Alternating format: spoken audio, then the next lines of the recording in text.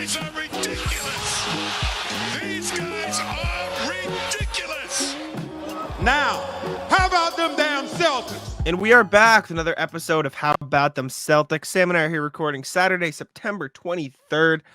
And Celtics are almost back. I get more and more excited every time we do another one of these shows because we are a month away from Celtics basketball. We are getting there slowly. Training camp is starting up. You're starting to hear from the players again. I'm very excited. Before we get into that, I didn't want to put this on the rat list because we've talked about this on the rat list a lot, so I figured I'd open with it. So I went to the grocery store with my mom last night just because I was bored. I was whatever. I went there. I got some stuff that I wanted anyways. And you know how every time I go to Target or wherever, I'll bring up, the shopping cart thing where you can put the shopping cart back or not. It's a test of if you are, a good person or whatever, if you put the shopping cart back, because it's like the basic smallest thing you can do. Almost every place I've gone to, I usually see most of the shopping carts in there. Grocery store last night, literally zero shopping carts. They were just sprawled across the parking lot. I was like one of two people who actually went back to put it back. Like there was the job crisis, new high. I was shocked. It was the most shopping carts I had ever seen, not in the place, and it was weird. I was taken aback. I was like, I immediately thought of our conversations here because I was confused. I used a shopping cart at the store for the first time, maybe ever, as Really? a solo shopper last week. Okay, yeah. And I was like, wow, this sucks. Because I'm not somebody that like goes to the store and is like, I need to get every single thing. Okay. I'm like, oh, we don't have bananas. Okay, I'll go get some. Like that kind of thing. I see. Okay. I'm not making a list. Why'd you use a shopping cart? Did you have a lot of stuff you needed? I was shopping for somebody else that might have been sick. Gotcha. Makes sense. See, I enjoy the shopping cart. I like pushing around. I don't know why I've always enjoyed like the because then you don't know where to put it. Store. You bring it down an aisle and you're like, oh, am I going to be in somebody's way? Yeah, fair. Also, something to note: first show of the season that I've worn a sweatshirt. First show of the season you've worn a sweatshirt. It's getting cold out. Like it's fucking cold today, dude. It is. It's raining. It is. Not great. I ran outside today though. Don't worry about it. I was on a call with somebody today and I was like, oh, how are you? Whatever intro. And they go, it's 80 and sunny here. It's great. I'm like, well, it's 60 and gray here. So not as good. Yeah.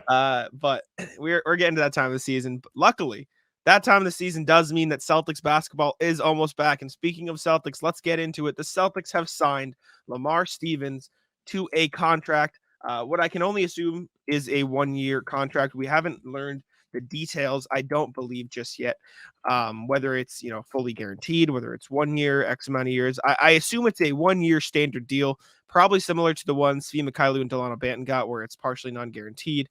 But it wouldn't surprise me if it was fully guaranteed. The Celtics have had an interest in Lamar Stevens for a while. I did a video on it reacting to the news. Sam was at a wedding, so Sam was not there. It was terrible, dude. I was mad as hell. I was driving, and I didn't see the notification, but like my phone was kind of going crazy because the Celtics blog chat was talking about it. Yeah. And then I saw and I was like, oh no, like I can't record right now. This was like the worst case scenario. Like literally the Celtics had like all week where I was just sitting around hanging out, not doing anything. And then the one time I'm like completely tied up, they're like, okay, yeah, we'll announce our move. But yeah. I saw that you went with the Sam does the show by himself layout for I did. Yep. Respect. Thank you. I commented and I was like if you missed me, and nobody liked it. Yep. Good. Yep. That was terrible. Somebody actually commented, I'll watch Sam or no Sam. So you're replaceable. Just know that. Wow. That's hurtful. I need to go find that now. I'm actually upset. I hated it. To be honest, I hated it. I kept like breaking to like let somebody else talk. And I was like, wait, I have to keep talking. Yeah, I have nobody else to talk to. Yeah. No, but as far as the Lamar Stevens signing, I'm a fan of it.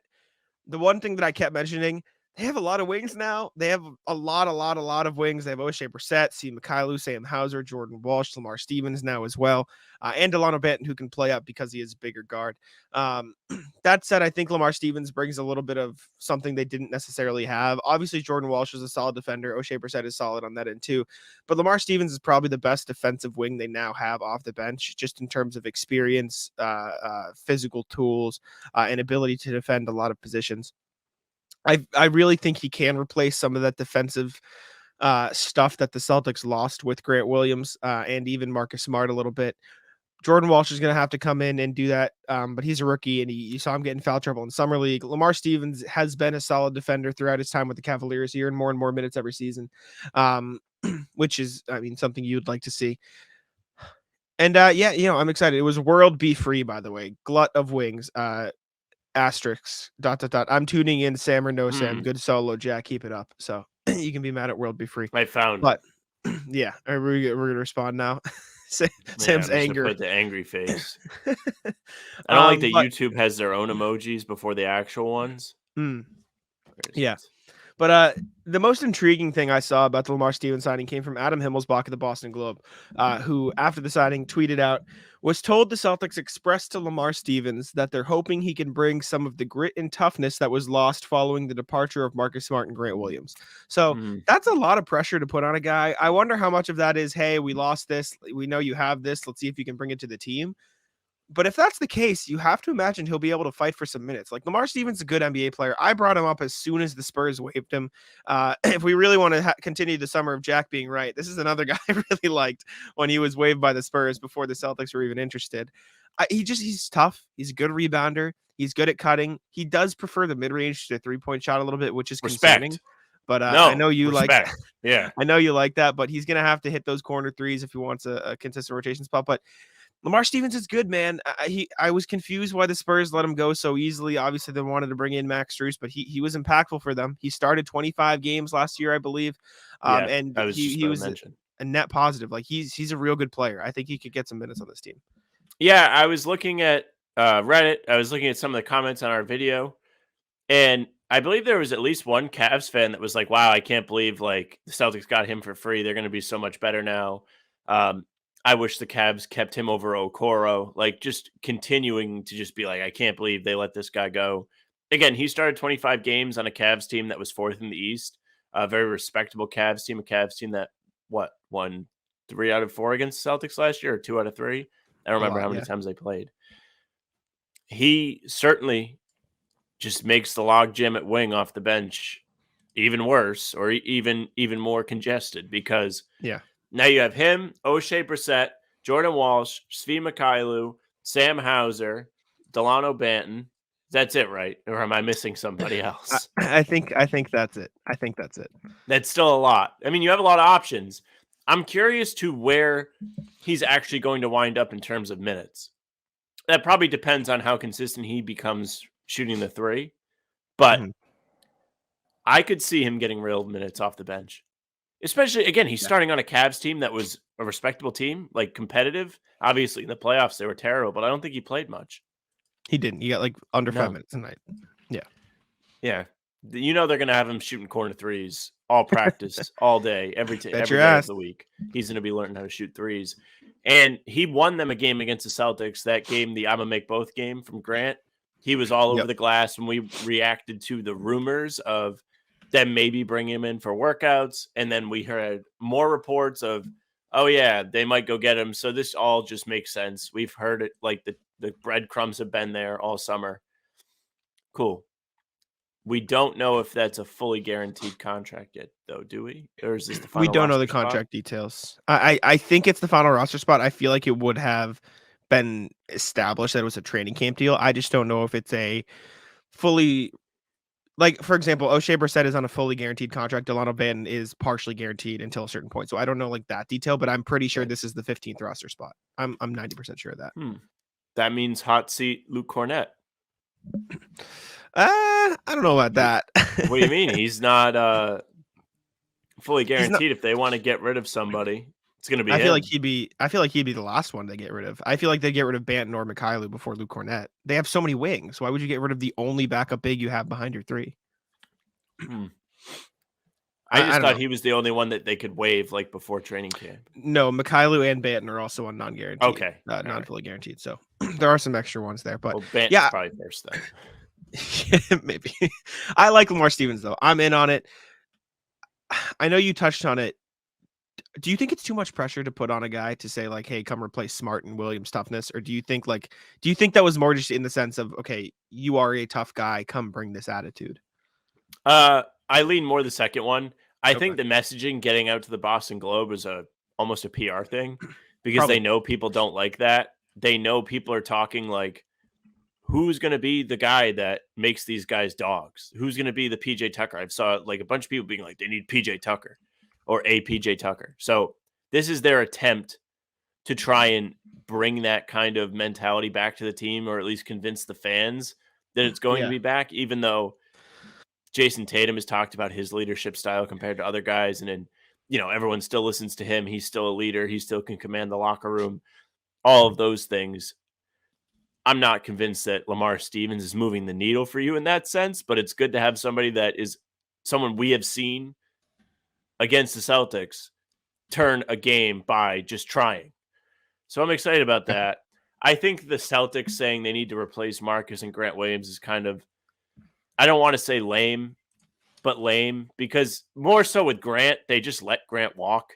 Yeah. Like if you really thought you needed it, you could have just paid Grant. There's no reason why they shouldn't have paid Grant, I don't think. And I'm not even like a big Grant guy. I thought he was fine. Like I liked the way he would play, but I didn't think like the world was over when they let him go. I just thought it was stupid. It's like, well, that's money you can't spend now. Agree. I agree. Smart. At least they had to trade him. Like he was involved in a trade, and like we can complain about all you want, but Porzingis is still a very good player, all-star caliber. Like they got a good return for Smart. It's just like sucks it had to happen. Yeah. Grant did not have to happen. Agree. Unless he just did not want to be here. Which I don't think is the case. But do you think you wanted to just hang out on the bench? I still think we're far apart on how many minutes we think Grant would have played. I think he would have gotten more minutes next year. But he would get Luke Cornett minutes. That's what he would get. I disagree. Anyways, moving on. More Malcolm Brogdon talk, because that is the talk of the town lately. According to Adam Kaufman on the Celtics Beat podcast, friend of the show, former friend of the show, been on the show before.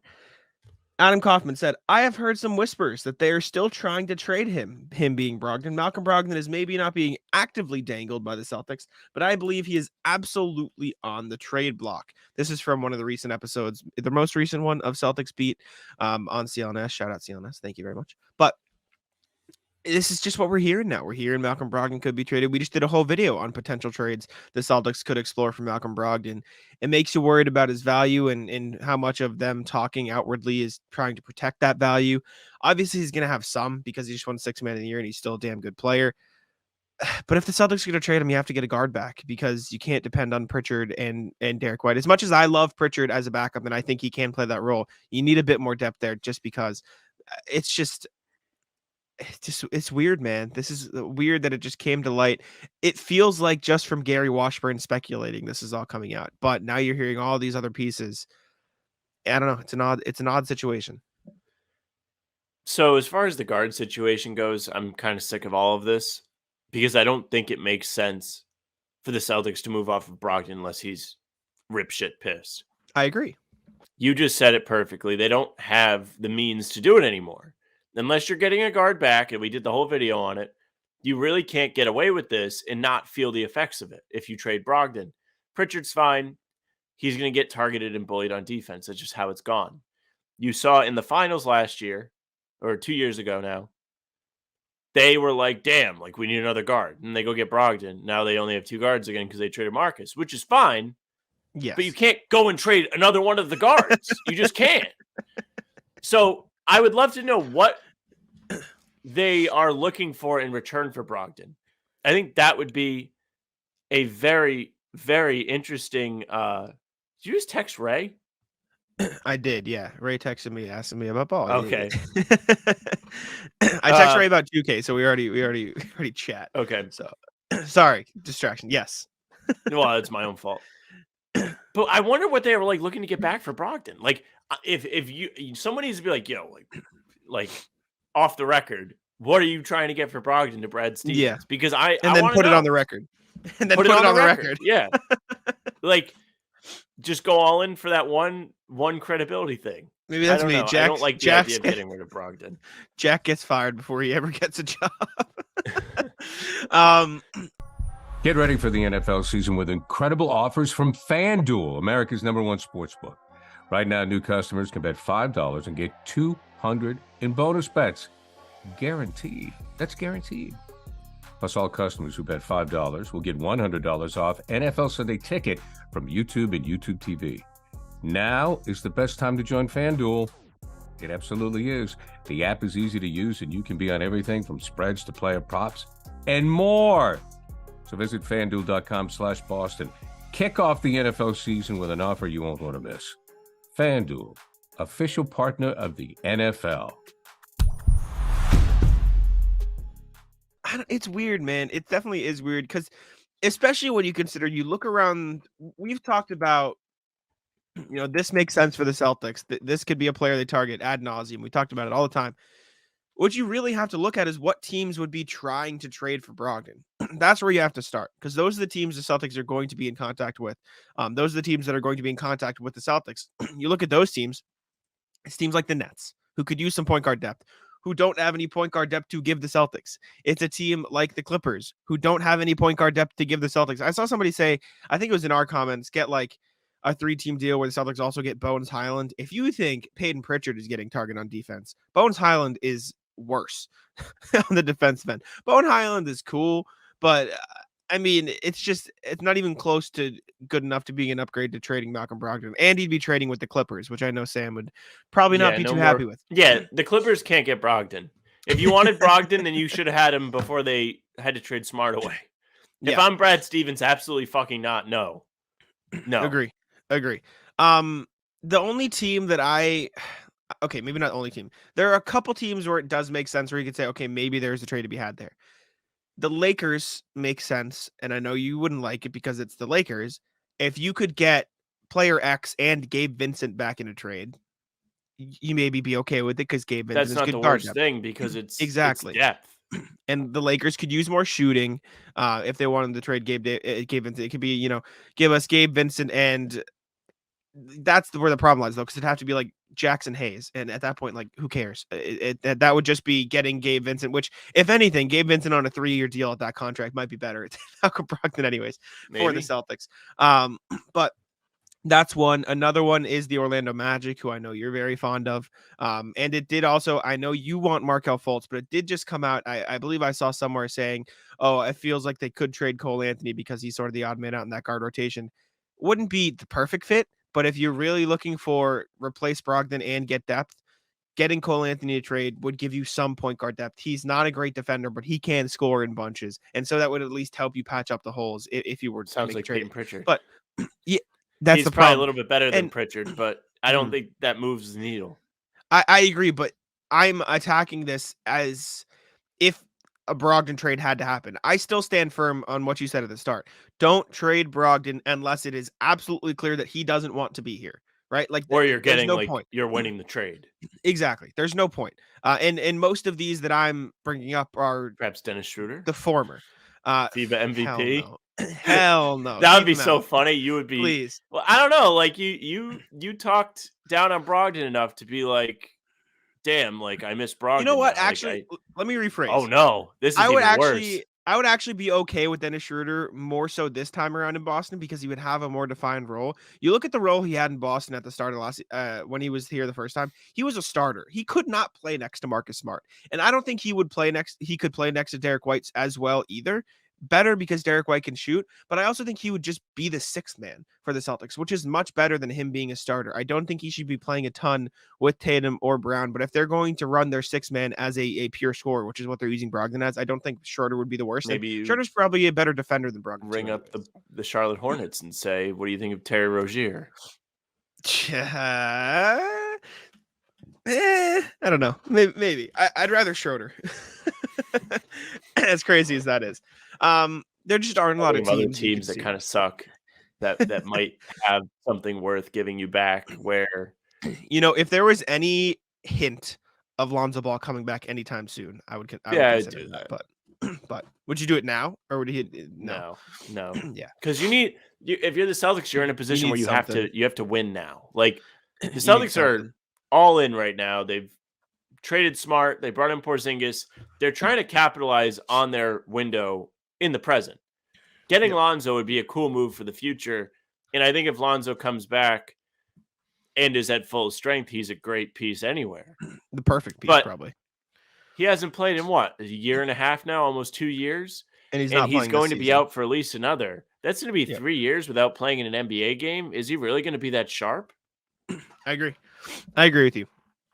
The only other team I think that would maybe be interested, I feel like the Pelicans could want him. They need shooting. They were a really bad 3-point shooting team last year. They need floor spacing. But at that point, you'd be looking at, okay, give us no, no, Larry Nance and Jose Alvarado, right? And again, Jose Alvarado's a fine. Worth it. Exactly. Like, and don't get me wrong, I think Jose Alvarado is a fine player. He's a good defender, if anything, right? And Larry Nance is a fine, probably a really good fit as a backup 4-5. But it's just not worth it giving up Malcolm Brogdon for that. That would be if he definitely wants out. And maybe you squeeze a first-round pick out of him that you can flip in another deal. But at that point, like, you don't need first if you're the Celtics. You need players. So Correct. regardless. I mean, firsts aren't the worst thing right now. But like you said, if you're the Celtics, you're trying to win. You're trying to compete. But with the new CBA, the draft picks aren't the worst thing in the world. I'm eyeballs on the Warriors all year. I'm telling you. Watching them. How good do you really think the Warriors can be? Like, I feel like the Warriors have a really, really wide window where they can end up this year. Because it seems like it's just like disaster kind of waiting to happen. Chris Paul and Draymond don't really like each other. Chris Paul is a weird fit. He doesn't really fit in the starting lineup. His ego's too big to come off the bench. That might start to create some problems. What kind of depth do they have? I'm trying to think of what moves they made. They lost DiVincenzo, who was a decent piece for them and stepped up in a lot of games last year when guys were out. Signed Dario Saric. They signed Corey Joseph. Did not sign Dwight. Did not bring in Dwight. They made that decision, apparently. Brought in Brandon Pajemski in the draft. Brought in Trace Jackson Davis. They have okay depth. It's not as good as last year. Any team with Steph Dre and Clay. I know. Any team with Steph, Dre, and Clay, I still think has the ceiling to be a top 3 team in the conference. Like, I still think they have that ceiling.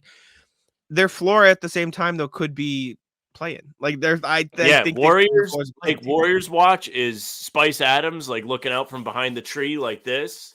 Yeah. You might get a good draft pick. I think it is. Best case scenario. Protected. Is it protected? Top 4 protected. Not lottery protected. Top 4. Oh, I thought it was top 20 protected. It's top 4? Oh, it better not be top 20 protected. Then what's the point of this? But, all right. Perfect world, right? Warriors suck. Top 4. But you're right. They don't suck that bad. They suck like 5th worst. Right? And you're the Celtics. You're like, not yet. So you trade back. Not this year. You say, give me a 20. You do a 2K trade where you're in the draft, but you don't really like the draft class. You trade for future first with your current first. I know where you're going. Cooper Flag. Yeah, I know. Yeah. You get Cooper Flag. Oh, man. There has to be an avenue for the Celtics to get Cooper Flag. Rig it, NBA. You've rigged a million things. Rig it. We deserve it. I sound like a Knicks fan. We deserve it. We need Zion. And we're going to get Kyrie and KD. And then you get none of them. Psych. Enjoy Julius Randle. Have fun. All right. Next thing. Speaking of rookies, Jordan Walsh recently spoke. I believe he was in Worcester at a camp of some sort. Worcester something. Shout out phrase. I went to college there. Worcester. But I was over there. I drove past there, I think. I don't know if I did or not. There you go. He was in Worcester. Signed. I saw him sign a backboard. He was at a camp or something. But he spoke to reporters. I believe it was Chris Forsberg and Bobby Manning there. Talking to him, and they asked him a bunch of questions. So I went through, I listened to it, get to relay the best tidbits of information. Okay. Talked about practicing at people, said he matched up against Derek White, saying he learned a lot, called him a point guard, eyes emoji, whatever. The biggest thing people picked out of this, first talked to Al as well. He's been talking to Al Horford a lot about being a pro, all this stuff, which is good. The biggest eyes emoji thing that people have picked out of this, Bobby Manning said, so is everybody back at camp yet? And he said, no, I haven't seen Brogdon or Blake Griffin yet.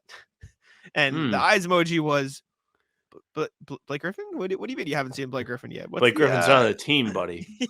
Well, that's why people are like, what's the deal here? what are we doing? Well, in fairness to Jordan Walsh, he's not like a NBA media member where he has to know everything. He just kind of has to show up and play. Mm-hmm. So imagine that though. He's like, damn, like I thought Blake Griffin was on this team. What the hell? Yeah, And it's then like Blake all Griffin's those. just not there. It's like all those videos of people learning that they got a new teammate. Like, have you seen the video of they told Malik Monk, like, Tony Parker just signed with the Hornets, and he goes, "We got Tony Parker. we Yeah. got Tony Parker." Yeah, like they don't necessarily know what's going on. We might know more than some of them because we care.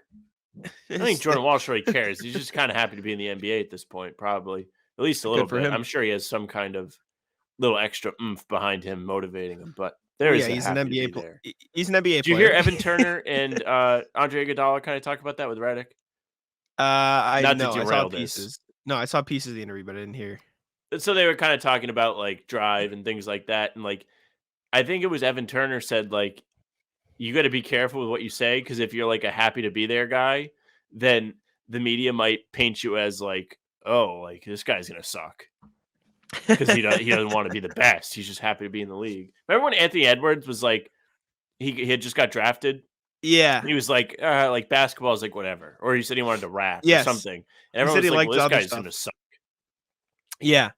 That same thing happened with Anthony Richardson. He's a QB for the Colts. He's done a rap thing. Their whole article came out and said Anthony Richardson might be the first person to ever be named starting quarterback and decline the job. It's like, guys, he just has hobbies. Like, let's Now calm he's down on the bench. here. Look what happened to him. Got hurt. It happened with Jaylen Brown too. People coming into the draft didn't want to draft Jaylen Brown because he was too smart, and they thought he would go beyond I actually basketball. remember that. Like, guys, what are we doing? What are we doing here? Also random, but I just noticed it because I was sniffling. Somebody on the CLNS video commented, "Guy on the left has the vid," because apparently I was sniffling a lot last episode. My bad. Yeah, you got some hate the last episode. They were like, I know. why don't you get a throat doctor, buddy? Hey, it's better. I'd rather someone say, "I love the content, get a doctor," than "I know why he's coughing, he's fat." That was one of the best comments of all time. I still pull it up sometimes and laugh. Like, people ask about like comments. I'm like, yeah, I had one time, and I tell them that one. But anyways, sorry, Jordan Walsh. We're talking about Jordan Walsh. Said Tatum and Brown set a good foundation being at training camp early because they don't technically have to be there yet, but everyone's working early, which is good. Talked about meeting Joe, getting ready for the season. Title expectation said means the world to be at an organization that has a chance because who doesn't want the next banner? Which is something you want to hear. It's obviously the PR answer, but that's good. He was asked who stood out. And do you have the sheet up? Can you see? Or you want to guess? I'm not going to look. I have it up, but I haven't like read. Yeah, he's asked who stood out. Who do you think stood out to him?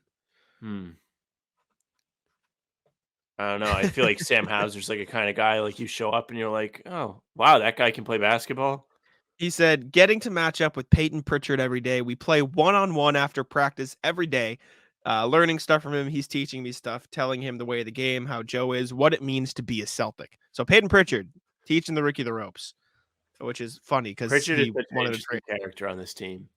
Yeah, I agree. Because Peyton Pritchard, like his whole life has been basketball. Have you heard the stories? Like when he was younger, he would be in the garage dribbling till his hands bled. No, Like that kind of thing. It sounds familiar, but I don't remember. I might have mentioned it before because I can't believe like the amount of work he's had to put in to be where he's at. 4-year college player at talent-wise. Oregon, right? Like he was there. Yeah. And he's from there, so he just went to the state school and became like a local legend. He's got to be like Mr. Basketball Oregon. He's up there. He's up there. To be on the Celtics and just be hanging out must be the weirdest thing ever. Like we'll talk about every once in a while. Like these guys play their whole life as the best player. Pritchard plays these pro-am, scores 90 points. He's not even getting an NBA game. And when he does get in, his responsibilities are different. That can't be an easy adjustment. I wonder if some of this Brogdon stuff is coming because they have a lot of faith in Pritchard all of a sudden. Like maybe they've seen something from him. Maybe. I hope so. I hope they're happy with him. I hope he's good. For what it's worth, Oregon Live put out a list in 2016 of the top 25 Oregon basketball players of all time. Peyton Pritchard is 8th on this list. Peyton Pritchard, by the way, was in high school then? I believe so. Yeah. For what it's worth, another former Celtic is number 2, Sam. Would you like to guess who number 2? Should I know this? Yes. Oh, you definitely know the player. I don't know if you'd know. Oh yeah, he's from this area, but you definitely know the person. Oh my God, who is it? Tell me. Danny Ainge. I'm not. Danny Ainge, number 2. Yeah, I should have known that. I should have known that. Number 2, I wonder where Peyton Pritchard ranks on an updated list, though, because he's in high school at this time, so he's probably way higher on the list now. Is Peyton Pritchard Oregon's Cooper Flag? Video Probably. Talked about Jordan Walsh. We're back to Jordan Walsh. A lot of tangents here. Learning the NBA game, how different it is from other levels, philosophies from Joe, tendencies of players, details, etc. Spent the offseason getting stronger, getting to know people, learning the system, all the normal stuff. Philosophies of Joe. Just only you see this line, you don't fucking cross it. If I see you take a shot inside of this line, you're coming out, buddy. Yep. Exactly. Taking stuff from the Jays, talked about their professionalism, everyday actions. Said JT has a choice to come in and work out with us young guys. He chooses to do that. Everything he does, I can mirror that. He talked about twitch.tv. He's been streaming on Twitch. Said he doesn't know a lot of players that do it. He says he does it for fun. Wants people to get to know him. Wants people to get to know him more as a person than a basketball player. He said it's better for a community because fans can come in and show him love. It's been a good journey. Helps him get over the hump and encourages him. Come on the YouTube. He was asked about, yeah. What'd you say? Come on the YouTube with us. Oh, yeah. Come join us. Come join us on YouTube. We asked him. Didn't hear back. This is true. He was asked which coach he's been working closest with. He said Ross, which is Ross McMahon's player development coach, works out with him every day. But yeah, Jordan Walsh just spoke to the media. Thought we'd recap it a little bit. Anything of interest in there that you wanted to pick out? I mean, it was just. I think we touched on the important stuff. Like we had fun with anything that really stood out. So we can move on. It's good that these guys are back at the Auerbach Center. I agree. I'm excited, but let's get on to our emails, which we do every pod now. If you'd like to get in touch with us, hbtcpod@gmail.com. We have 4 emails today, 3 from RJ, 1 from Philip. Let's go on over to the email. RJ Johnson emails us, absolute legend, basically our producer at this point. We appreciate you, RJ. I loved that your discussion about Lillard, Portland, Miami dance moved beyond the usual talking points in the most recent pod. I do agree that trade discussions should be handled in the same way medical information should be restricted to the team and the players and the league until a concrete action is taken. This email, by the way, about player movement and fairness. The problem is that the NBA is so connected to 24/7 social media hype, as well as the surge in betting culture that everyone and their third cousin is trying to sniff around for scoops. The NBA could absolutely cut this off at the knees by saying all trade negotiations are private business of the league until the transaction is agreed upon and or executed. It would make guys like Woj tear out what's left of his hair, but so what? If the ownership, the players, and the league want to be fair towards all parties during trade negotiations, make it so. Put some real punishments into the mix, like the significant loss of salary or draft picks depending on who lets it leak. I can't think of any business where an employee or a branch office negotiating a staff transfer would appear in the daily business news. I think it should be the case for the NBA or any other sport. Or I don't think it should be the case for the NBA or any other sport. That's my rant on this topic. Thanks for winding me up. We appreciate you, RJ. And I think it's an interesting angle. I agree. But then we wouldn't have anything to do all summer, RJ. That's what I was going to say. Us? Like, it's true. I will say, as much as I agree with this in theory, I think in practice it makes it tough because a big part of what makes the NBA as popular as it is the drama of it. As much as we may dislike it for basketball purpose, fire. Yeah, I dislike it because I like the basketball part and that's what I want to talk about, but I love it because I enjoy talking about it. Like as much as I love the basketball and the product, and that's my favorite part. You see how many videos Sam and I got to do this summer on player X, this play, Celtics signed this, we react to this. Like I enjoy that because I enjoy making content and I enjoy reacting to it and I love connecting with people through that. And so I don't know if it'll ever be the case if they get rid of that. Although I do think they need to find some happy medium so trades can be fair. Because I mean, we talked about it last pod. I think if all this stuff was handled privately, we wouldn't have this big issue with Damian Lillard. Well, also not for nothing, but like the drama in the league is really what makes it fun. Like some of the ridiculousness that we like read about or see on Twitter. Like Dame saying if they trade me to a team that's not Miami, then I'm going to just request a trade again. That's some crazy shit too. Like you don't get a new job and then be like, hey, actually, like I'm already applying for new jobs. Like if you want to connect it to real life. But we also don't make like $60 million a year. The majority of us. It's true. I don't. I mean, I don't know what you say. And the public entity of fandom right, is impacted by where these guys play. Like, he's right, like the social media hype and everything, but that's like why we have some right to know, I guess. It's weird to put it that way, but if something's going on with our team, I feel like we should all know. Mhm. And maybe that's another thing. Maybe we've been too entitled to that because Oh, we are that's just the entitled way the pricks, league's dude. Look at us. done. Of course. Of course. All right. Thank you, RJ. We appreciate you. The next thing. How about everyone is scouting the player development? How about some dives into Coach Mazzulla's tendencies beyond shoot every three? Sam. You just said it like 2 minutes ago. And what you'd like to see him improve upon. What sort of defenses do you want to see him employ or use, or using the bench less in shifts and more individual player swaps, or how he chooses his game attire? I don't know, just my idea, if you will. All right. My biggest thing. Let's each pick one or two things. Okay. And we can neither of us can choose timeouts because I think that's the biggest thing. Please call All timeouts right. more. Sure. I'll choose one on offense, one on defense. Offensively, I'd like to see him play Sam Hauser more. And I think he did this well during the regular season, but then he cut him out of the playoff rotation. But I want to see it consistent throughout the season. I want Hauser getting like 20 minutes in that. I want him to win that wing battle on the bench. I truly think that shooting is invaluable. And he was actually a solid defender when the Celtics called him on him in that role last year. I would really like to see Sam Hauser play more on offense. And defensively for me, it would be double bigs. Play more double bigs. Play Rob and Porzingis more. Play Al and Rob more. And I was against double bigs most of last year because I wanted to see Derek White in the starting lineup. But now that Derek White is the point guard, double bigs. That was how they got to the finals in 2022. Play the double big lineups. Play Rob as a free safety more. Let him run that. And those are my two things I'd like to see Joe do more. So I would like to see a few things from Joe. First things first, you have to be able to beat the zone. I think that's part of the Porzingis edition. I think he's going to help you tremendously with that. But though they put up a good fight against Miami, which is the saddest thing to say ever as a top seed playing the 8th seed, it's true. They did do better this year, it felt, with the zone. When the zone was put on, it didn't seem like they melted as much. Good job, Joe. Good job, players, from getting better. But there were still plenty of times in the game where they did not look right because of the defenses that they were being shown. So need to tackle that. It's only been a problem for 4 seasons now.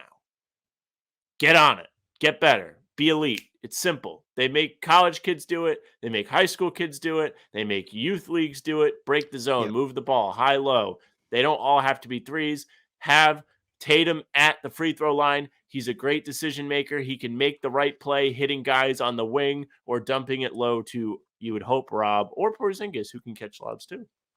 That would be a really super cool offensive change. Another thing I would like to see. I agree with you on Sam Hauser, by the way. I think it's a great thing. His stats reflect when he gets more minutes, he plays so much better. And the shooting is more efficient, right? I would like to see a lot more point guard play. I want to see Derek White get a lot of opportunity with the ball. I want to see less Tatum doing every single thing on offense, and I want to see better late game execution as a whole. Again, a Porzingis thing maybe, but I'm sick of watching games and seeing the Celtics up double digits and not caring. If the fourth quarter has rolled around and you're up big, win the game. Too many times over the last X amount of seasons have I had my heart ripped out and perhaps my pockets inflated a bit because this team can't close games. And figure it out. And in terms of game attire, drip out on the sideline. I want to see some fresh J's. Bring back suits. Pro suit. Out on suits. Yeah, not a fan. Well, that's where we defer. Jack, not a man of class. No, it's fine with me. I like my Crocs. I like my sweatshirts. But they should wear a green suit. Okay, sure. You want to look like Lucky. I want them to look ridiculous, but also maybe dress up for Halloween. That'd be fun. That'd actually be really funny if he dressed up for Halloween. If Joe Mazzulla do they have a game on Halloween? Now you're gonna make me look. The Celtics. No, they play on the 30th though. So how Joe funny if he Mazzulla was just like Spider-Man on the sideline. He comes in dressed as a vampire. Oh, that'd be oof. I need to see Joe in a Halloween costume. That'd make my year. Maybe be nicer to the press, Joe. That's the only thing. That's another one. Yeah. Maybe that. Next thing, another one from RJ. Morning, Jack. Morning, Sam. Good morning, RJ, or good afternoon, whatever time it is. Liked your disgruntled take on Brogdon trade vapors. I wanted to bring up trading in more of a general light, and no, not a box of Dunkin' Minis for Wemby. Damn. Yeah. What a team should be willing to give up in a trade has to be dictated by what its immediate goals are. Ditching Kind of what we salary talked because of contracts. Yep. Ditching salary because of contracts gone bad due to injury. Trying to stockpile picks for a rebuild. Grabbing that last puzzle piece for a championship run. It makes a difference. Sadly, most trade rumors are built with the notion of satisfying at least two of those three scenarios, if not all three at once, which is highly unlikely. A GM who tries to make fulfilling all three all the time is likely to be thought of as an ass by his trade partners or Danny Ainge. When Ainge went after Ray Allen and Kevin Garnett in the summer of 2007, he sent out 7 players and 3 first-round draft picks for Allen, KG, Big Baby, Glenn Davis, and the 2008 championship. If Brad Stevens decides to flip Brogdon to get the Celtics banner 18 this year, I would not be surprised to see him packaged with the first-round pick at least in order to get the caliber player as seen as being able to bring home the ring. I'm not going to guess as to who would be coming back. I am saying don't be surprised if Brad spends big. Be well, RJ. Thank you, RJ. I think that's my a good only point. thing. I agree. The only issue, I don't think that player's out there for $20 million. And if it's not, you'd have to Unfortunately, package. You'd probably also have to package Rob or Al, which I also don't think is worth it. I do agree with this though, because we talked about the Brogdon thing at length, and we're like, well, if they're moving him, then they're probably not getting anything worthwhile back. Like you're just not. So if you have to give up stuff to get a worthy return for Brogdon, sure, do it. But I agree with you. Like I don't know what the answer is. It's not Miles Turner anymore. I don't think it's Buddy Hield. I don't think he's overly worth it. I think he's a nice piece, but I think you need more than that to fill the void left by both Brogdon and Smart. I agree. I don't know. There's nobody that jumps out at me. I agree. There's not many players making that salary range that would make sense on the Celtics. The really only one I see that I would see as a potential upgrade for now in the future is Tyler Herro. And we did a whole podcast on that. I'd like Tyler Herro. I'd like him on the Celtics. I think he's probably a better player than Malcolm Brogdon. I think he's a better player, definitely moving forward than Malcolm Brogdon. But I don't know how realistic he'd be fun to is. make fun of. So that's also true. He'd make great content. He'd be the new Grant. But in a completely different way. Like Grant was really nerdy, but Tyler Herro's like trying to be too cool, and it just doesn't work. Yeah, I would love to make fun of Tyler Herro for a whole season. Yeah. Thank you, RJ, though. We appreciate you for tuning in. Last one we have is from Philip. Question for the pod. Hey, guys, I'm excited about our player additions, but also very excited about the coaching staff changes. What do you think of a recap discussion on who our coaching staff additions were and how that might influence Joe, our players, and our play style?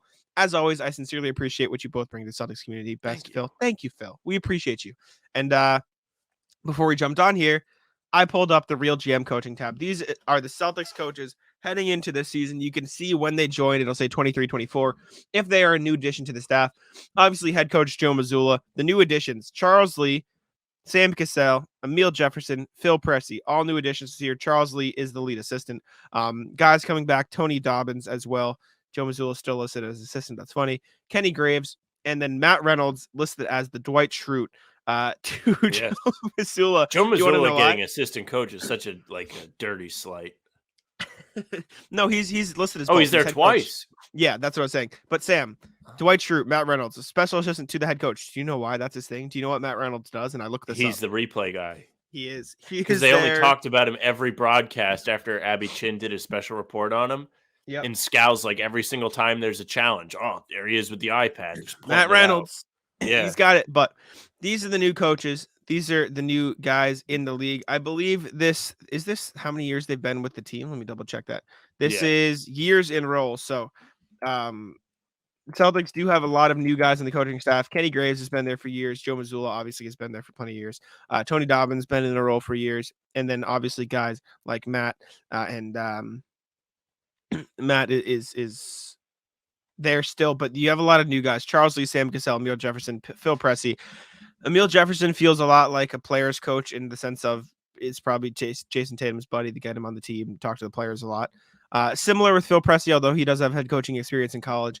Charles Lee and Sam Cassell are the ones that most people are really excited about, and for good reason. Charles Lee spent the past X amount of years in Milwaukee, coaching up that defense, coaching up Giannis and those guys to a title with Mike Budenholzer and Darvin Ham, who is now the coach of the Lakers. Sam Cassell bounced around with Doc Rivers from LA to Philly, all these places. Obviously, a former player as well. I believe, did Charles Lee play in the NBA? I think he did. Am I crazy? I don't know. But speaking of Charles Lee, yeah, I keep saying it. Teach the big men to be Brook Lopez, especially our main man, Nemi. I think that's going to be his best defensive use, is just being a tree. Teach him how to be a tree. Yeah. It'd be good. He did play in the NBA, by the way, or he was a former professional basketball player very briefly, at least according to his Wikipedia page. Sorry, he never played in the NBA. He played internationally, though, so he was a player, is basically what I was getting at.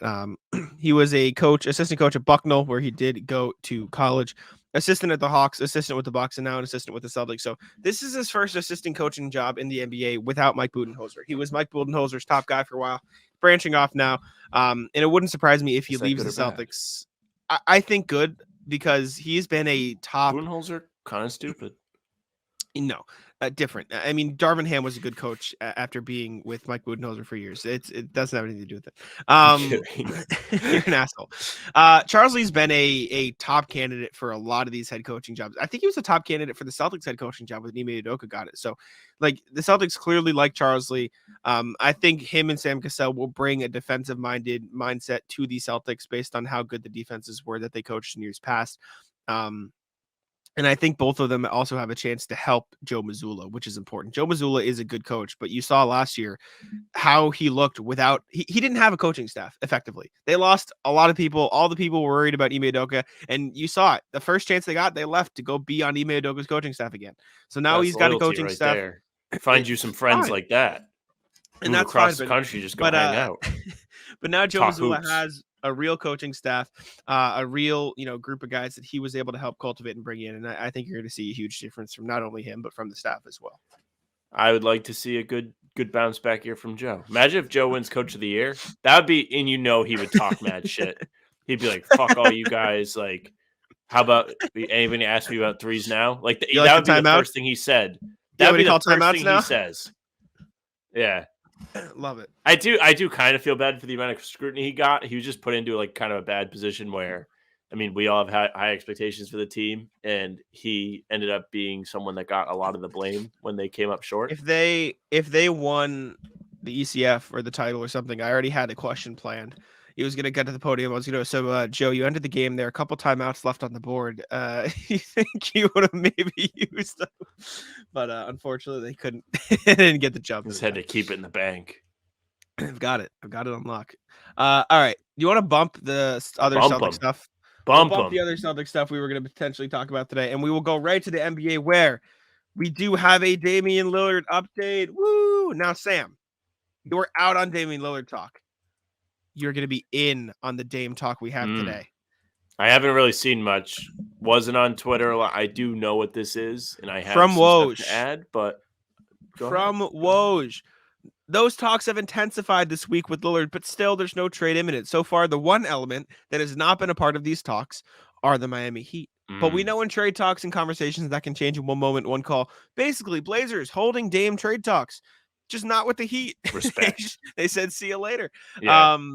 Teams popping up. Jake Fisher, friend of the pod, said at this juncture, Toronto and Chicago have been two possible destinations for Lillard, most discussed by league figures. While a collection of NBA personnel expect Portland to engage Miami before finalizing something with another suitor, the Heat have not factored primarily in the Blazers' recent dialogue surrounding Lillard.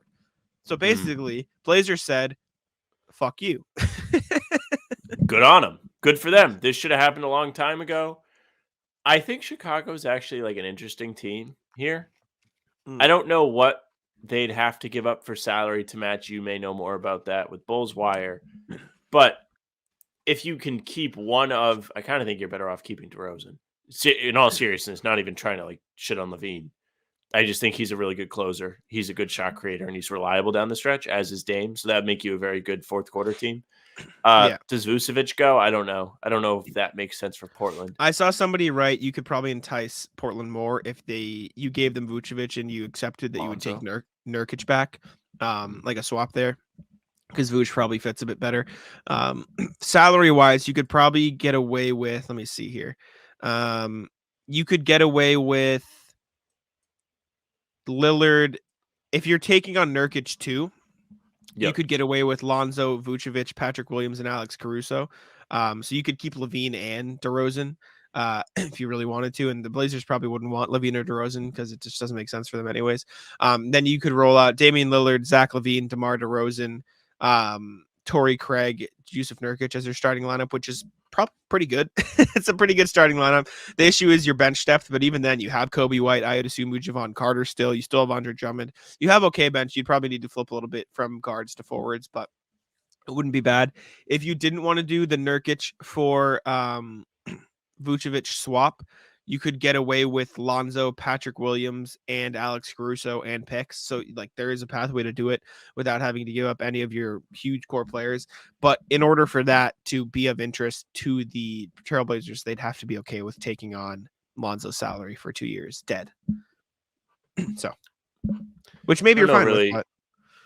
I don't know. This is so interesting though. It would be so funny if the Heat just messed this up.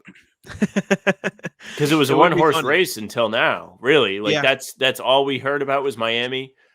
This is also kind of funny for Dame, who's been a real pain in the ass about all of this, and we went into depth about that. But man, of all these teams, I think Brooklyn has potential to be pretty intimidating if they get him. I think Toronto would be scary with Dame too. They've got a good defensive infrastructure there, right? Like. Well, yeah, but if Toronto's truly stupid, then they don't care. Toronto doesn't give a fuck, dude. They're just out there like Masai's like, nah, I'm not giving up yet. Like he's on the Titanic and he's just not getting off, not going for the lifeboats. They could get Dame by giving up. They could do like Gary Trent, Chris Boucher. Like I'm trying to see if they could do it without giving up OG Anunoby. It does look like I don't think they could. Right, we're turning these other teams into Miami now, though. like Toronto just being like, okay, you give us Dame and we give you jack shit. No. I just want to see like how much of their core they could keep in a trade. Well, it doesn't matter what they can keep. I don't think they're going to be able to keep them to get Dame. Like, I don't think because now if you have these three teams in the mix with Miami, because Miami is still there, whether they're actually talking to them or not, like. There's going to be some actual, perhaps, bidding happening. My point is for the Raptors, would you want to trade for Dame if you have to give up 3 of your starters? Because you probably wouldn't be as good anyways. You know what I'm saying? Like I'm looking at the line of where it'd be worth it for them to do it in the first place. Also true. Yeah. I do think the Nets are probably the most intriguing place for him because you have Ben Simmons' fat old contract, you have a bunch of Suns picks, and you have Cam Thomas. So not only for the Blazers, but also for the Nets, like Dame, Mikal Bridges, Nick Claxton, and Cam Johnson. Like it's a pretty damn good team. So, dude, I think. Hear me out. If the Portland Trailblazers do this right, they could be a playoff team. The Blazers? If they do this right, yeah. I don't think so. Not because I don't think maybe a play-in team. I see what you're doing. I just think there's too many. But good the West teams is deep. The West. I don't know. I think they have a chance to get in. Like it depends how good Scoot is. People were raving about Scoot. They've still got the Simons and Shady and Sharp, and they have Grant back, who's been established. I don't know what they're going to do with Nurkic.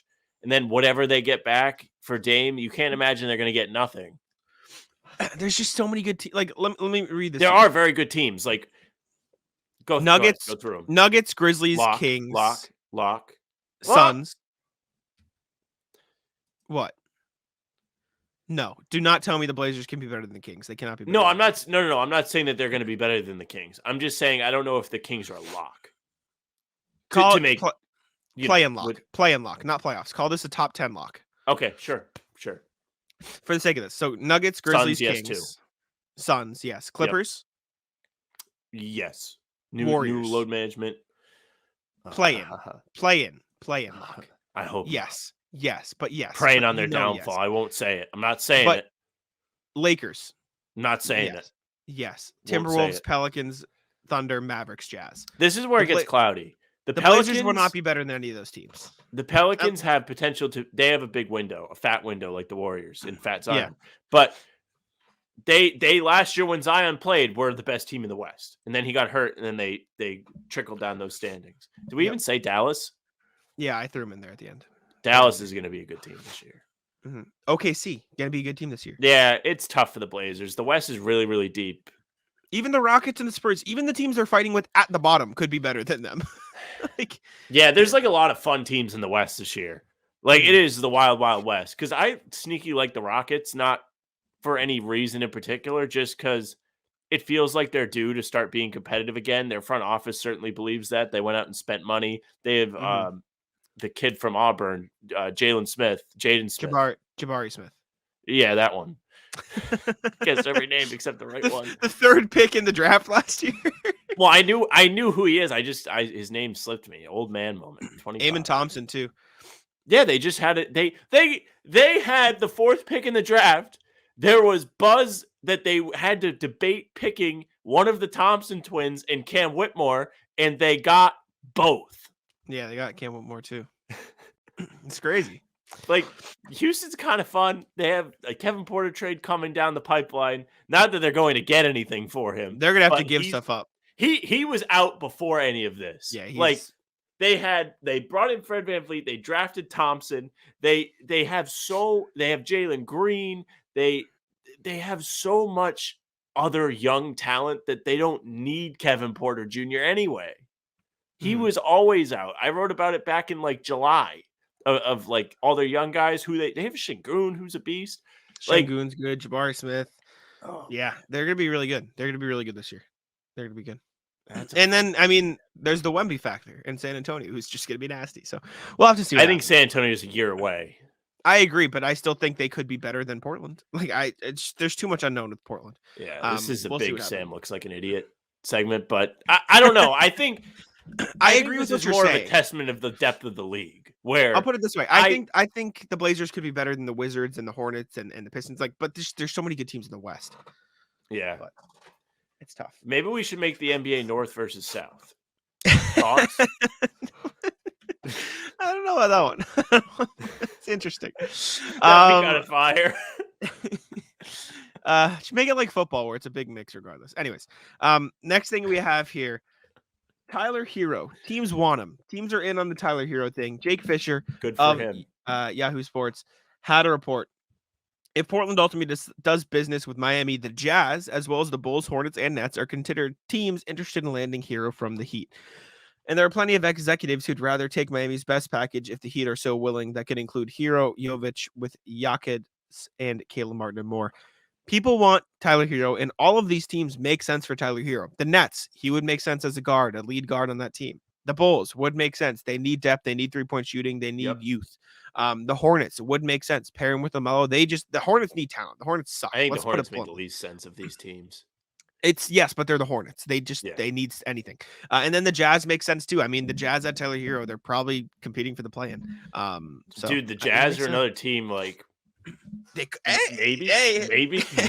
Lauri Markkanen's nasty. Is Markkanen going to be good again? I mean, they're like a sleeper like Dame team. If they really wanted him, they could add Dame and actually be competitive. Yeah, they could be a playoff team. I don't think. Call me crazy. I'm not really sure like the Jazz can be good again until they rebrand with these uniforms. Uniforms are bad. The uniforms, yeah, like they kind of aren't allowed to be good. Yeah, the uniforms are bad. Yeah, I can back that. All right, next thing. Weird rumor that we saw. The Suns want Jusuf Nurkic. This guy's always talking. This reason. Gambadoro guy, he's always putting out rumors. Gambadoro.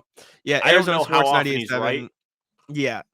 So take it with a grain of salt. This wasn't Shams. This wasn't Woj. This wasn't Jake Fisher. There wasn't, Mark Stein, anything. But said the Suns want Nurkic in a Dame deal. And the rumor is Ayton to Portland, which is like, why? I'd love it if I'm Portland. Hell yeah. Give me DeAndre Ayton. I'll pair him with our young guards. I'll pair him with Jeremy Grant. It'll be a fun new center for the future. And maybe it's the case of if you're the Suns, you get in, maybe you take Malcolm Brogdon. That's what it is. He's upset. Doesn't want to be there. They definitely don't like him. But Nurkic? It's a very similar situation where you're like, but Nurkic, but also like, we kind of believe it might be true. Low-key, the biggest sell of Phoenix's last 2 years is not accepting a sign and trade Miles Turner for DeAndre Ayton. Yeah, dude. Big Miles Turner had a hell. monster year, albeit next to Halliburton, who was setting him up. But imagine on this he was team. great. Imagine on this team. Yeah. Yeah. That's a sell. That's a sell. Yeah, weird that they would want Jusuf Nurkic. Like, Nurkic is fine, but like, he's not better than Ayton. Everyone was like, they want the defense, and everyone on Twitter was. Somebody said, I forget who tweeted it. Jusuf Nurkic is closer to the worst defensive center in the league than the best. So Yeah, probably true. Doesn't make sense. Next thing up, teams want Buddy Hield. Unsurprising considering he's on the trade block, but we do have the specific teams who were mentioned by Shams Charania of The Athletic on an appearance on the Rally. Any contending team, the Lakers were long rumored for Buddy Hield, but you look at teams like Dallas, Philly, and Milwaukee. I mean, those are the types of teams that could definitely use a shooter like Buddy Hield. They've had a level of interest in him over the last several months, but of course, no deals happened yet. I wrote Celtics ? LOL. Meh. But The best. Lakers, Dallas.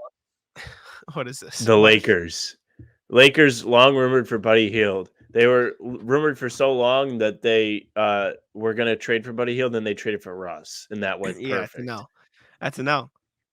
They have an easy pathway to do it, though. D'Angelo Russell for Buddy Hield makes sense for the Lakers, and you could see why it would make sense for the Pacers. You get an extra year of a tradable contract on the books. It's not a perfect on-court fit, but if you're going to get something, you get D'Angelo Russell, you get that 2029 first-round pick. Not bad. Also, not for nothing, the Pacers shouldn't be fucking around.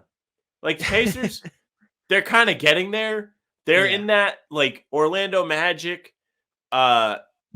Hawks. Pistons. I don't. Maybe the Pistons. Like, the Pistons are. I'm not saying anything about the Pistons again. I mean, last year I was like, Pistons are going to be good, and then they weren't. Yeah, they're in that range of teams that. I mean, Indiana should have made the playoffs last year, but then Halliburton got hurt. Yeah, we just talked about Miles Turner, how great he's been. They just had the 8th pick in the draft, or they traded it with Washington, whatever. They picked Jarris Walker. That's another addition they have. They have Mathurin, who was great last year. They have Nesmith, who's been pretty good for them. They have a lot of quality players on their team where they can be competitive. There's no reason that they should be looking to get rid of Buddy Hield for no reason. Of course, you don't want to end up losing him for nothing, but you don't have to take a trade where it's like, all right, we'll give you Cole Swider for Buddy Hield. They both not right now, threes. at least. Yeah. Not right now. Maybe by the deadline, but I think they'll get something for Buddy Hield. And trade him to not Philly or Milwaukee or the Lakers. The Milwaukee package that I saw, for what it's worth, was Pat Connaughton and Grayson Allen. So Pat Connaughton should have been a Celtics. Agree. And then the Philly package, it wasn't even like anything crazy. I think they could get away with, if Harden leaves, I think they could get away with. Dude. I think Hield, Tyson, McConnell for Tobias Harris makes sense. You get some. That would Philly, hurt. You get some. It would Tyson be weird in but the Philly colors. Something I saw on Fansided somewhere was like PJ Tucker, Furkan Korkmaz, and Daniel House in 2 seconds. I'm like, why would Indiana ever want to do that in ability? And Indiana also gave up players that borderline don't play, 2 of which are James Harden's entourage for a quality player. And a second. They said Philly would also give up, or Indiana would give up a second as well. We're going to make up for the tampering. Yeah, it just, I don't get it. That makes no sense to me. Maybe that's why Brad Stevens is collecting second-round picks, so he can tamper and then just have a bunch of picks. Oh, you want to take a pick? I have 10 more. That's big brain. Big brain from Brad. All right, Sam, what's your Reddit post of the day? Sam's Reddit post of the day comes out of a place of spite. The post is examples of other franchises ignoring star trade requests. Essentially, this is Sam's Hall of Fame of franchises. So all of the players listed here have requested a trade from team, and they did not go to the place they wanted to go. Indiana Pacers, when Paul George was traded to the Thunder in 2017, he actually wanted to play for the Lakers. They said, absolutely not. We'll take Sabonis and Oladipo back. And that worked out excellent for them for a year or two. And then Oladipo started to get hurt. Well, Sabonis turned into Halliburton, so it really worked out well for them. That's actually true. Yeah. Utah, they traded Donovan Mitchell to Cleveland last summer, and he wanted to go to New York or Miami. Might still. Did the Jazz? Did they? Yeah, they got a good return from Cleveland. It's just like when you Lauri had the Rudy Markkanen. Gobert return that they got for Rudy Gobert, it's like, damn, like They got I think they got Markkanen, Colin Sexton, Ochai Agbaji, and 3 first-round picks. Is the Gobert trade better than the Pierce Garnett trade for Ainge? In terms of what he gave up to get all those assets? Not yet because of Tatum and Brown and what they turned into, but in terms of assets, yes. Yeah. I don't know. Cleveland traded Kyrie to the Celtics. Terrible. Despite him wanting to go to New York, San Antonio, Miami, or Minnesota. Why the hell did he want to go to Minnesota? Was Butler still there at that point or no? No, he wasn't there yet. This is the summer after Butler's Bulls was the 8th seed and the Celtics were the 1 seed. Maybe Wade and Rondo. Maybe he knew. No, maybe just Kyrie and Cat. I don't know. That's a weird one. Anyways. San Antonio, when they traded Kawhi to Toronto, despite him requesting the Lakers, respect. A lot of these are like Knicks, Lakers, and they didn't send him there. So this is a lot of like or Miami head nod when I see people walking down the street, like shared respect. The Knicks, when they traded Carmelo to OKC, despite him requesting the Rockets, well, he ended up on the Rockets. The Nets traded Kyrie to Dallas, despite him wanting to play for the Lakers. Any other examples? Basically, franchises ignoring their stars' preferred destination is a lot more common than people think, which is why I don't really fault Portland for their ignoring of their franchise GOAT's preference. We have some replies here. Lakers fan says Lakers ignored Kobe's trade before they got Pau Gasol. He wanted to play for the Bulls for a little bit, I believe. Mm-hmm. Akeem and the Rockets in 1992. Someone followed up. I read somewhere that back in 92, when the relationship between Akeem and the Rockets was bad, Olajuwon was going to be traded to either Seattle or the Lakers, with James Worthy and Divock being some of the players included in the trade. Imagine Hakeem being either a Sonic or a Laker playing with the likes of Peyton and Kemp, or a player like Nick Van Exel. The Sixers have this far ignored basketball superstar Furkan Korkmaz's request for a trade. That's what I was going to bring up. I imagine they're waiting for OKC to give up their treasure trove of picks to get a deal done for such a transcendent talent. Great comment. We can close with that because I don't know if we're getting a better comment than that. That's what I was going to bring up. Korkmaz requesting a trades all time. For true. That's true. Also true. Ignored that. All right. Want to get into the rat list here? Open it up. I got to think. All right. Do you want me to go first? Yes. All right. I'm going to start with my aunt's dog, Rocket. Every day I go to let my aunt's dogs out because she's at school. She's a school nurse. So I'm home. So this has been a recurring issue. It's a recurring theme. This has never happened, though, before. This is what I'm about to tell you. Let them out. Go outside. They're fine. Whatever. He's annoying, but he's a puppy. It's whatever. Outside for about 10, 15 minutes. I kick a ball around. He chases it. The other dog sits next to me. Her name is Woody. I love her. She's perfect. She's an idiot, but I love her. She's just like, she's there like, pet me, and that's all she wants. She's fine. Rocket comes in. We finally get inside. 10, 15 minutes. Get inside. I feed them. I get them back in their cage. I'm about to leave. I smell something. I'm like, oh, what smells? What do you guys fart? I go back on the couch. He shit in the house after coming inside from being outside. Why? I put it on the sheet. Top 1 worst smelling thing I've ever smelled. I genuinely almost threw up. It was the worst smell I had ever smelled. And for context, Sam, I know you used to work in a nursing home, but you didn't work in a nursing home like I worked. I've smelled people dying. Yes. In the nursing home I worked at in Worcester, when I was a nursing clinical, they had a room specifically for soiled garments. That was the worst smell I'd ever smelled. This rivaled it. That you walk in that room, you don't breathe. You don't inhale, or else you're in tears. That was top 1 before. This was close. So yeah. I was deeply upset the other day. Rocket, permanent rat list. And yeah, that's I'll leave with that. I'll tell you what, nobody hates traffic quite like me. Like you, or yes, we, quite like we. Podcast, correct. This podcast hates traffic. Yeah, anti-traffic. We stand against traffic. So I was driving to this wedding yesterday, which has already caused me to leave Jack by himself on that. How far Lamar was this Stevens wedding? Video. Long. It was about a 2-hour drive from Providence. Just enough to be annoying. it was. You're not from Rhode Island. When you're from Rhode Island, like 30 minutes is like. Yeah. Anyways, so we're almost there. We're getting off Route 91, Interstate 91. And it's like you're about, I think it was like 5 miles from the venue, and it was like a half hour. So we're driving down. Now it is Route 5 as we've gotten off the highway. And there is a insane amount of traffic. Now, if you're from Western Mass, you probably heard this story already. Rat List, the individual who struck a Massachusetts state trooper, dragged the state trooper by a car while the state trooper was attempting a traffic stop. So what you may think to be obvious, they bring out all of the state troopers when one of their own. I mean, dude, I have never seen so many cruisers. They must was the have trooper had 20 okay? Cruisers. Yeah, they said minor injuries. Oh, okay, good. Trooper was able to set himself free from the vehicle, but was injured in the process. He was taken by a stretcher to the hospital, per Western Mass News. Good.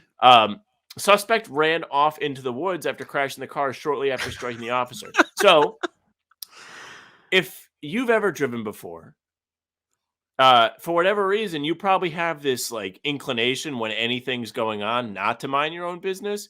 And everybody's like, oh, what are they doing? What are they looking it's the for? worst. And the amount of holdup that was created because there were state troopers looking for this guy, who they have now found per this article. Insane. I mean, insane event. Insane news story. News was there. I've been in the news. I get it.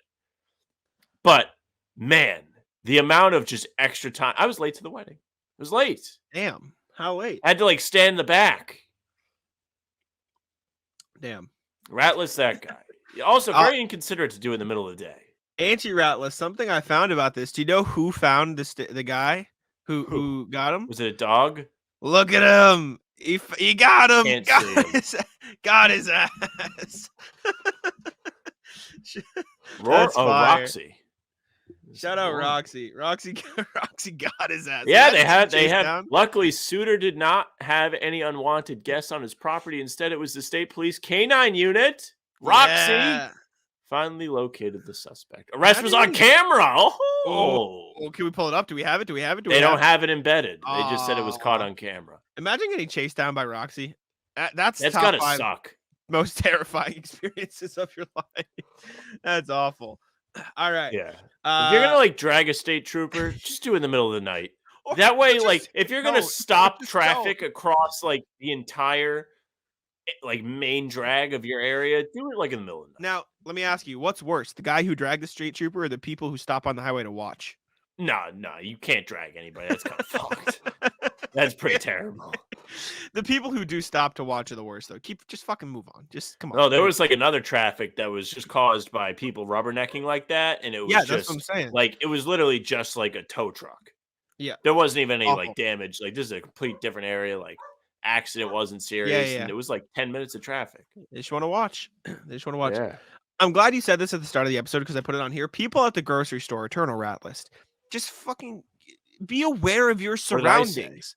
You were like, oh, I never know where to put my cart. In the middle of the road.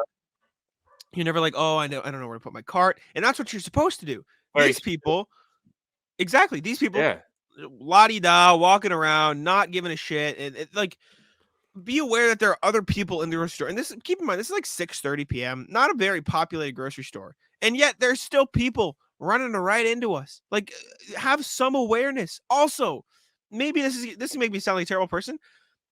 Ratless the people, and it's usually just older people who need it.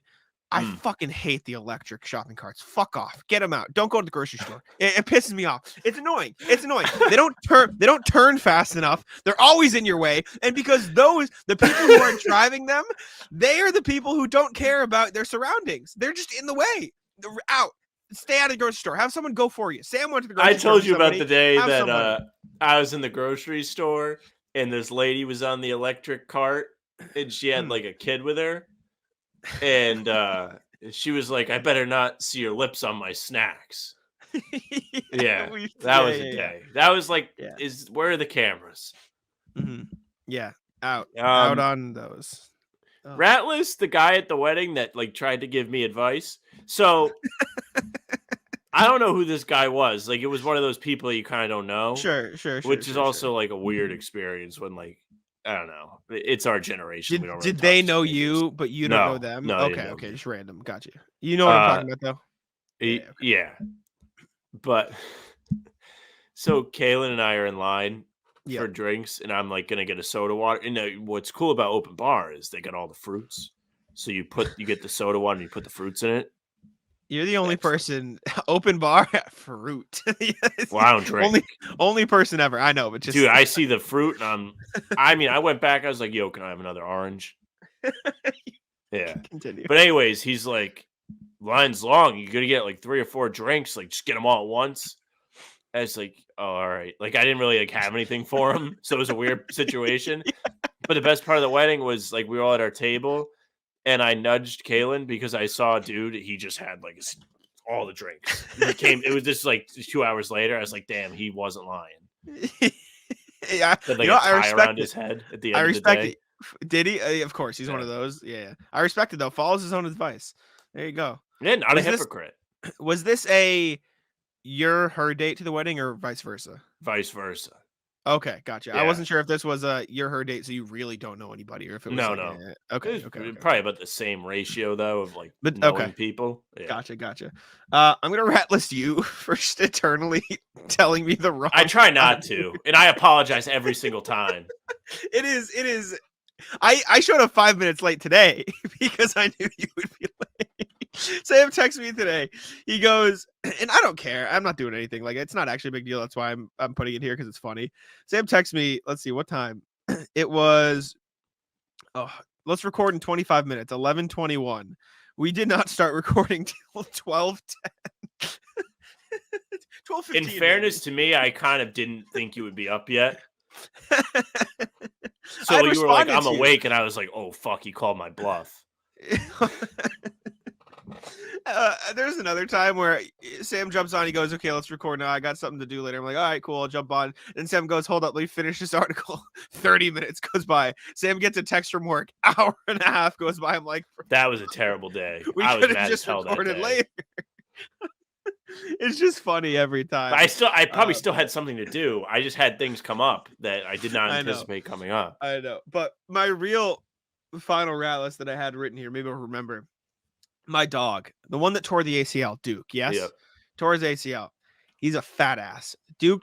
Doctor told him he's too fat, mostly because he's tore his ACL. But he's just fat. He's like 100 What is the pounds, thing they maybe say 98. about like people and their dogs? Fuck you!